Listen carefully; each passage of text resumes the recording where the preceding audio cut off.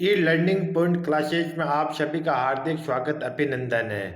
हम पुनः एक बार पार्ट 11 लेके आए कक्षा 5 का, जो कि भाग आपका 2 चल रहा है और इस 2 को हम पढ़ रहे हैं, भाग 2। और हमारा चल रहा है पार्ट 11 पर्यावरण के। हम इनको विस्तार से अध्ययन करेंगे। वीडियो को पूरा देखना, वीडियो को लाइक और शेयर अवश्य कीजिए। सोचिए और बताइए पेज संख्या 208 पर, जिसमें पहला प्रश्न है, आपने पानी में कौन कौन से जीवों को रहते देखा है? उत्तर, मगरमच्छ, कछुआ, मछली, जोंक आदि को हमने देखा है। देखिए और बताइए। पृष्ठ संख्या 208 पर देखना और आपको बताना है।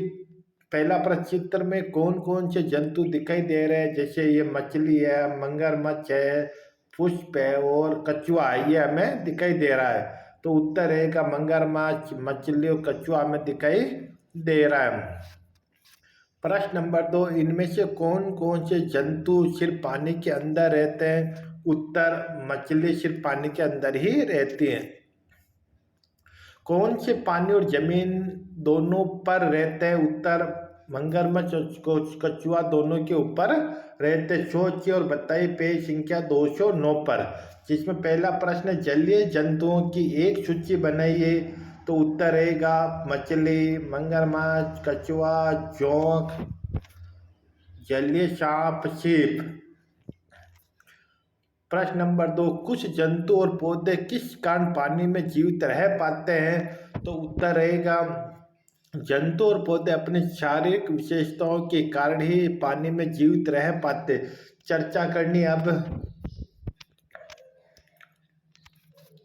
पहला प्रश्न, जमीन पर रहने वाले जानवर जैसे कुत्ता, गाय, भैंस, बकरी तैरते हुए अपना मुंह पानी से बाहर क्यों रखते हैं? उत्तर, कुत्ता, गाय, भैंस आदि जमीन पर रहने वाले जानवर पानी में श्वास नहीं ले पाते हैं, अतः श्वास लेने के लिए वे अपना मुंह बाहर रखते हैं। प्रश्न नंबर 2, मछली पानी में कैसे सुरक्षित रह पाती हैं? उत्तर, मछली पानी में अपनी विशेष आकार तथा चिकनी एवं मोटी त्वचा के कारण सुरक्षित रह पाती हैं। प्रश्न नंबर 3, मछली का आकार किसके जैसा होता है? मछली का आकार नाव जैसा होता है। प्रश्न नंबर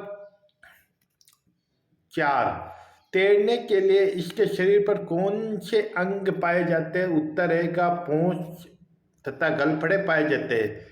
यह भी कीजिए। पृष्ठ संख्या 209 पर आपको सवाल दे के हुए आपको करना है कि अपने अभ्यास पुस्तिका में मछली का एक नामांकित चित्र बनाना है। तो ये आपकी देर के, इसमें आपको एक ऐसे बनाना है, यहाँ से आपको शुरू करना है। इसी तरह से आपको एक नामांकित चित्र आपको बनाना है और ये एक मछली का नामांकित चित्र आपके सामने बन गया है। तो अब सोचिए और लिखिए पेज संख्या 210 पर, काई कहाँ कहाँ होती है? उत्तर, जहाँ लंबे समय तक पानी एकत्रित रहता वहाँ काई पैदा हो जाती, जैसे तालाब, नदी, झील आदि में होती है। प्रश्न नंबर 2, पानी में मिलने वाले पौधों की सूची बनानी है, जिसमें जलकुंभी, कमल, झिंगाड़ा, कुमुदनी और काई ये पानी में मिलने वाले पौधे हैं। प्रश्न नंबर 3, पानी के पौधों को पानी से बाहर निकाले तो क्या होगा? उत्तर, पानी के पौधों पानी से बाहर निकालने पर मर जाएंगे। प्रश्न नंबर 4, जमीन के पौधों को पानी में उगाने पर क्या होगा? उत्तर, जमीन के पौधों को पानी में उगाने पर मर जाएंगे। पता कीजिए, पेज संख्या 210 पर है आपका। जल के पौधे जल में ही क्यों नहीं सड़ते? उत्तर, क्योंकि उनके जल में रहने की अनुकूल विशेषताएं पाई जाती है। देखिए और बताइए पेज संख्या 211 पर है। जब जल में पूरा डूबा कौन सा पौधा है? इसकी पत्तियां कैसे दिखाई दे रही? उत्तर, जल में पूरा डूबा पौधा जलकुंभी है और इसकी पत्तियां हरी दिखाई दे रही है। प्रश्न नंबर 2, बहते जल के पौधे की पत्तियां कैसी दिखाई दे रही हैं? तो इसमें उत्तर रहेगा, बहते जल के पौधों की पत्तियां रिबिन के समान पतली दिखाई दे रही है।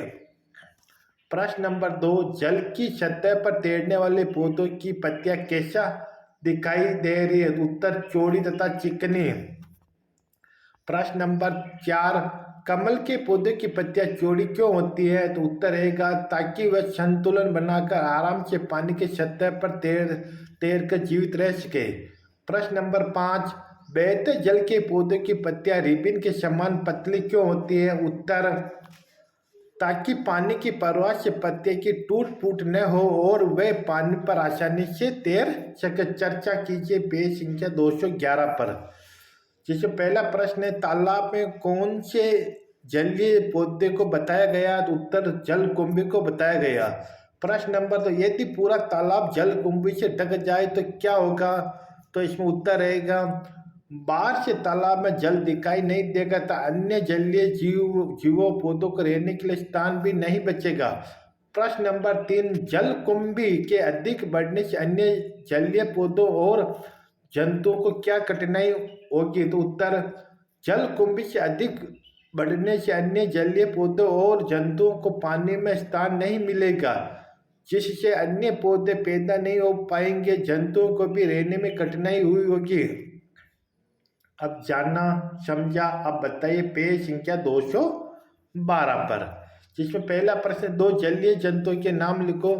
मछली, मगरमच्छ। प्रश्न नंबर 2, 2 जलीय पौधों के नाम बताना। जलकुंभी, कमल। नेक्स्ट देखते हैं। प्रश्न नंबर 3, आपने आसपास किसी तालाब या बावड़ी का शिक्षक के सहयोग से अवलोकन कर उसमें पाए जाने वाले जलीय जीव जंतुओं की सूची बनाइए। तो इसमें उत्तर रहेगा कछुआ, मछली, घोंगा, जोंक आदि जलीय। अब जलीय पौधे के बारे में हम पढ़ेंगे। जलीय पौधे कौन कौन? जैसे सिंगाड़ा, जलकुंभी, कमल, काई, कुमुदनी। तो प्रिय छात्र छात्रों, यह आज का हमारा पाठ था जो समाप्त हो गया। हमने पूरी कोशिश की कि आपको ये पाठ जो 11 था जल में जीवन के बारे में विस्तार से अध्ययन करके आपको पढ़ाया गया और इस पाठ के प्रश्नोत्तरी भी करने का मैं प्रयास किया गया। आप भी जो भी कक्षा 5 के स्टूडेंट हो वह वीडियो को ज़्यादा से ज़्यादा शेयर करें ताकि सभी विद्यार्थियों को तक ये वीडियो पहुँच सके। धन्यवाद।